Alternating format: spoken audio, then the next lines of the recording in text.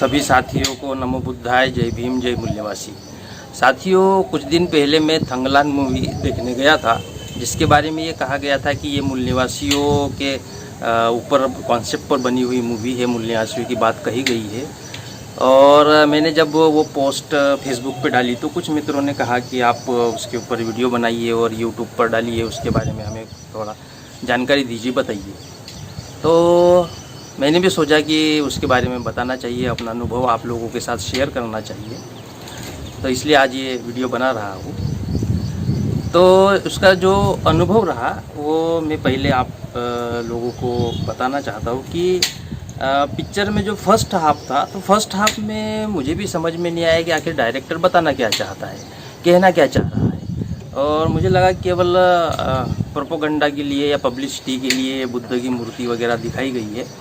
लेकिन जब second half में बातें धीरे धीरे क्लियर होती है और जब जानकारी मूल्यवासियों से संबंधित जानकारी मिलती है, तब समझ में आता है कि आखिर पिक्चर का डायरेक्टर इस मूवी के माध्यम से क्या मैसेज समाज में देना चाहता है, क्या कहना चाह रहा है, ये बात फिर समझ में आती है। तो ऐसा वो अनुभव रहा। और इससे ये समझ में आया कि लोग जो है उनके इस मूवी को लेकर रिव्यू अलग अलग आ सकते हैं, लेकिन आखिर वाकई में ये मूवी कहना क्या चाहती है, समझाना क्या चाहती है, तो इसके ऊपर एक वीडियो ज़रूर बनाना चाहिए। तो ऐसा उसका अनुभव रहा। और मेरे साथ दो मित्र आए थे, तो उसमें बता दूं कि एक मित्र को वो बात समझ में नहीं आई कि आखिर मूवी में कहना क्या चाह रहे हैं, और दूसरा जो मित्र था उसको समझ में आई, लेकिन वो कुछ कह नहीं पा रहा था। तो जिनको हिस्ट्री की और अपने बहुजन समाज की थोड़ी बहुत जानकारी है, तो उन्हें ये मूवी आखिरी तक अगर देखेंगे तो तब फिर उनको एकदम मतलब आंखें खुल जाती है कि हाँ, ये मूवी में ये मैसेज देने का प्रयास किया गया। तो ये अनुभव रहा। अब हम मूवी के ऊपर आते हैं। तो एक्चुअल में क्या हुआ कि मूवी में बहुत सारी जो बातें सब सिंबॉलिक रूप से बताई गई है। लगभग सभी बातें उसमें सिंबॉलिक बताई गई है। जैसे पहले के समय में जो हम पत्थर की चित्रकारी देखते, जो मूर्तियाँ बनती है, वो सिंबॉलिक होती थी कि शब्दों में कुछ और कहा जाता है, लेकिन उसको शब्दों को मूर्ति में परिवर्तित करना, तो वो उसका सिंबल हो जाता है, उसका एक चरित्र उस मूर्ति से उभर के समझ में आता है। तो ऐसी उस मूवी में सिंबॉलिक बातें की गई है। तो अब हम पिक्चर के जो बेसिक प्लॉट है, उस बेसिक प्लॉट पर आते हैं कि आखिर उसमें क्या क्या कैसे कैसे बताया गया। तो पहला है कि मूवी में बेसिकली 5 पार्टियां बताई गई है। पहली है नागास लोग, जो भारत के मूल निवासी है और जो सोने की खदान, जहाँ से सोना निकलता है और जिससे उन्नति हो सकती है, उस सोने की खदान की रक्षा करते हैं। दूसरी पार्टी बताई गई है बैकवर्ड लोगों की, जो जिसे आज के समय में schedule caste, schedule tribe, OBC कह सकते हैं। बैकवर्ड लोगों की, गरीबों की, जो जिनके साथ में छुआछूत का भी व्यवहार होता था, शूद्र कहा जाता था, यानी basically schedule caste, schedule tribe, OBC के लोग। तीसरी पार्टी है जमींदार, जो अपने सेना के माध्यम से अपने या जो राजा है वो हुकूमत चलाते हैं। चौथी पार्टी है ब्राह्मण, जो उस जमींदार या जो राजा होते हैं उनको सलाह देने का काम करते हैं, उनके कहने पर काम करते हैं। और पांचवी पार्टी अंग्रेज। ऐसी 5 पार्टियां उसमें बताई गई है। दूसरी चीज़ जो सिंबॉलिक की जो मैं बात कर रहा था, तो एक्चुअल में उसमें ये कहा गया है कि एक हाथी के जैसा दिखने वाला पहाड़ है, और उस पहाड़ के नीचे जो या उसके पीछे एक पहाड़ी है जिसमें सोना बहुत सारा गड़ा हुआ है, और वो सोना जिसको मिलेगा, जिसका वो सोने पे कब्जा होगा, उसकी बहुत ज़्यादा तरक्की होगी, उसकी उन्नति होगी। तो ये जो सोने की जो खदान है, जो कहा गया है, ये एक तरीके से आप इसे भारत देश कह सकते हैं। एक समय में भारत देश सोने की चिड़िया कहा जाता था, उस सिंबल के रूप में उस पहाड़ी को बताया गया है। और सोने की खदान यानी कि भारत देश, ये भारत देश के ऊपर जिसका कब्जा होगा, जो मतलब अधिकार क्षेत्र में जिसके रहेगा, तो यहाँ के जो खनिज संपदा है, यहाँ पर जो पानी है, खनिज है और जितने भी मतलब जिससे उन्नति हो सकती है ऐसी जो संपदा है, इसके ऊपर जिसका कब्जा होगा उसकी उन्नति होगी। तो पिक्चर में वो जो चार पार्टियां बताई गई उसमें, लेकिन उसमें से अंग्रेज और जमींदार वो उसके पीछे पड़े थे कि वो खदान हमारे नाम पे, यानी हमारा उस पर कब्जा होना चाहिए, उसमें से सोना निकलना चाहिए। कहने का मतलब भारत देश के ऊपर कब्जे की बात है।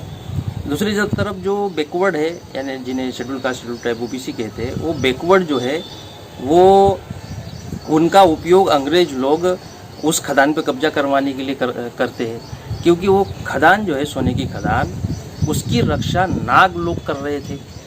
नाग यानी नाग जो अपने आप को नाग टोटम की कहते हैं, वो नाग जाति के लोग उसकी रक्षा कर रहे थे। अब नाग जाति के लोग जो रक्षा कर रहे थे उस रक्षा को तोड़ने का काम वो बैकवर्ड ही कर सकता है, शेड्यूल ट्राइब का, जिन्हें अछूत कहा गया, शूद्र कहा गया, उसका तोड़ उनके पास ही है। बाकी दूसरे लोग तो भिड़ नहीं सकते। जो नाग बताए गए हैं जो सोने की खदान की रक्षा कर रहे थे, तो ये इतिहास कहता है कि वो मिलिटेंट लोग थे, वो योद्धा लोग थे। तो योद्धाओं से जमींदार लड़ नहीं सकते, उन योद्धाओं से ब्राह्मण लड़ नहीं सकता, उन योद्धाओं से अंग्रेज लड़ नहीं सकते। फिर उनसे लड़ कौन सकता है? तो उसके लिए योद्धा चाहिए।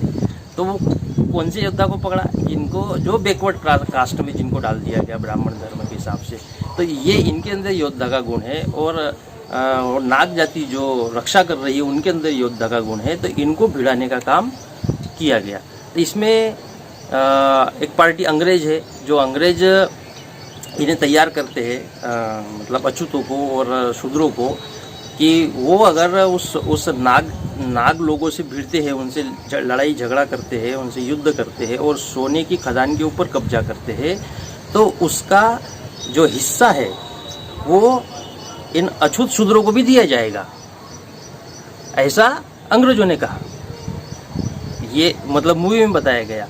लेकिन जब ये अछूत और शूद्र जो है उस सोने के पहाड़ पे कब्जा कर लेते हैं, तो अंग्रेज उनको सोना देने से मना कर देते हैं।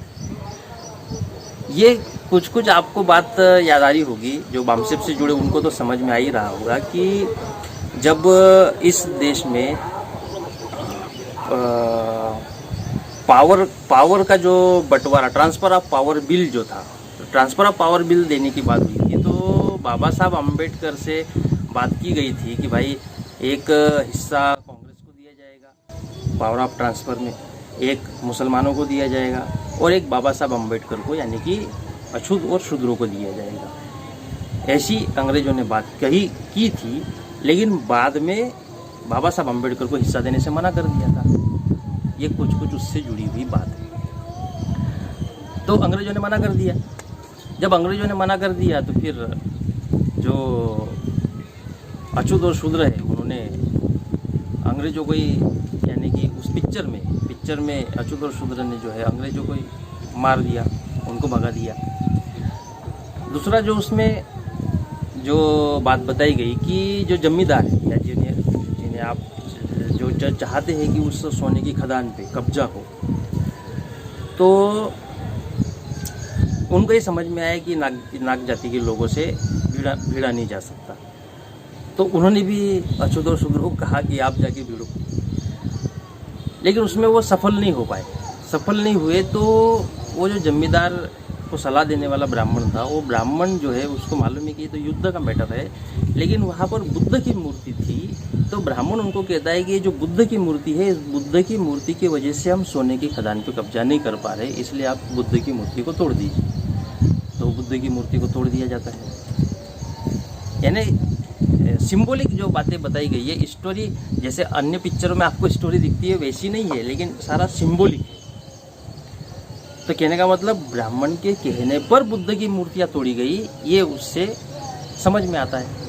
फिर वो बुद्ध की मूर्ति टूटने पर जो शूद्र और अछूत का जो उसमें जो हीरो है थंगलान, तो उसका लड़का जो है उसको बड़ा दुख होता है कि बुद्ध की मूर्ति तोड़ दी। ये इस बात को बताता है कि जो SC/ST OBC में भी जो लोग बुद्धिस्ट नहीं है, जो आज ब्राह्मण धर्म में फंसे हुए, लेकिन उनकी उसके बावजूद उनके मन में बुद्ध के प्रति श्रद्धा है कि हाँ, बुद्ध नाम का हमारे देश में कोई महापुरुष हुआ है, एक भगवान स्वरूप हुआ है और वो जो है महात्मा थे और लोगों को उन्होंने अच्छी अच्छी शिक्षा दी, तो उनकी रिस्पेक्ट करनी चाहिए, उनकी इज्जत करनी चाहिए। और ये बात सही है, जो बुद्धिस्ट नहीं है SC ST OBC के लिए, तो वो भला ही उनके घर में आपको बुद्ध की मूर्ति ना मिले, वो बुद्ध की पूजा पाठ ना करते हो, संस्कार ना करते हो, लेकिन उनके मन में एक रिस्पेक्ट है कि हाँ, हमारे देश के एक महान बुद्ध जो है एक भगवान हुए, तो उनकी मूर्ति तोड़ना तो गलत है।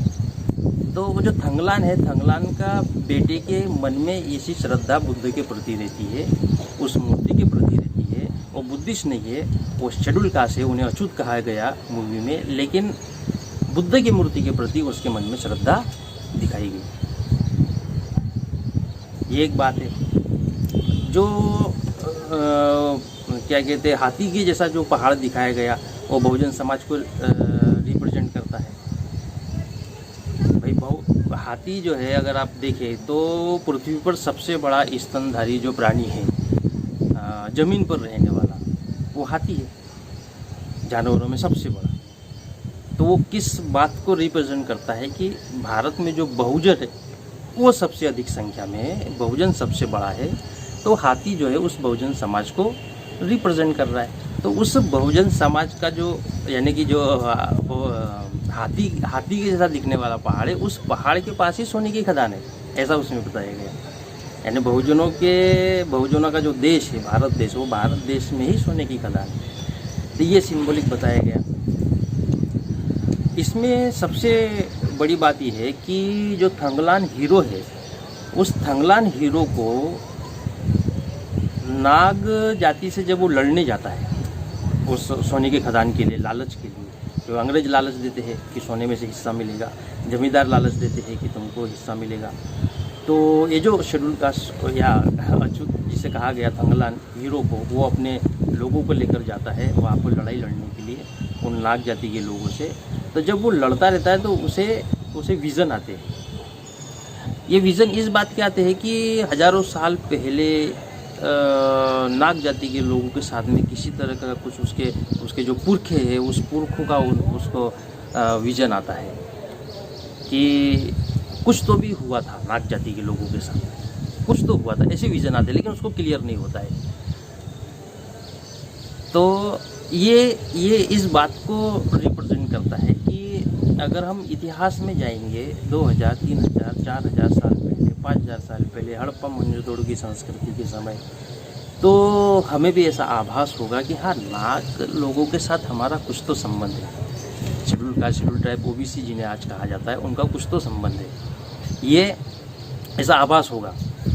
लेकिन जो थंगलान जो हीरो है, जब वो लड़ते जाता है, वो लगातार संघर्ष करते जाता है, उसको विज़न आते फिर उसको जो सेकंड हाफ है पिक्चर का, उसमें आखिरी में ख़त्म होने के कुछ समय पहले आखिरी में उसको ये रिवील होता है, उसको ये पता चलता है कि एक्चुअल में जो नाग जाति से हम लोग लड़ रहे हैं इस सोने की खदान के लिए, एक्चुअल में वो नाग हम ही है। ये किसको एहसास होता है? एक अछूत आदमी कि हम ही वो ओरिजिनल नाग है। हम पहले जो हजारों साल पहले जो पुरखे रहे हैं, उन पुरखों का नागों के साथ में जो रिश्ता था और जो एग्रीमेंट हुआ कि इस सोने की खदान की हमको रक्षा करनी है। बाद में ब्राह्मण धर्म ने, ऐसा उसमें डायलॉग है, ब्राह्मण धर्म का नाम नहीं लिया, लेकिन बाद में इस ब्राह्मण धर्म ने हमें अछूत बनाया, शूद्र बनाया, आदिवासी बनाया, जातियों में बांट दिया, जिससे हम अपनी मूल पहचान की, हम नागवंशीय, यही भूल गए। तो वो थंगलान जो हीरो है, जैसे ही उसको एहसास होता है कि हम ही तो नागवंशी है और हम ही नाग है, लेकिन हमको ब्राह्मण धर्म ने अछूत बनाया, इसलिए हम अपने ही नाग भाइयों से लड़ने के लिए जा रहे थे उस सोने की खदान के लिए, वो भी लालच और लोभ और मोह माया में आकर। तो जब उसको एहसास होता है तो फिर वो खुद उस सोने की खदान की रक्षा करने लगता है, ना कि उसको लूटने का काम करता है। जब उसे एहसास होता है कि हम ही वो ओरिजिनल नाग है, ये तो बाद में अछूत बनाया गया, तो फिर वो खुद सोने की खदान खानदान की रक्षा करता है, फिर किसी जमींदार को किसी को लूटने नहीं देता, ये हमारा है बोलता है और इसकी रक्षा हम ही करेंगे। तो ये इस बात की ओर इशारा करता है कि भारत में रहने वाले जो SC ST OBC के लोग हैं, इनको अगर इतिहास का ये एहसास दिलाया जाए कि इस देश के हम मूल निवासी हैं, नागवंशी है, तो ये देश हमारा है, इस देश की रक्षा करना, यहाँ के संसाधनों की रक्षा करना, उसका उपयोग करना, ये हमारा हक है, किसी और का नहीं। तो ये सारी बातें मूवी के माध्यम से बताई गई। अब मुझे तो इतना ही समझ में आया, मैंने एक हिस्टोरिकल इससे वो जोड़ के देखा। बाकी आपको और क्या क्या इसके साथ में समझ में आया हो तो आप कमेंट करके बताइएगा। तो इतना ही मैं इस वीडियो में कहना चाहता हूँ। सभी साथियों को नमो बुद्धाय, जय भीम, जय मूल निवासी।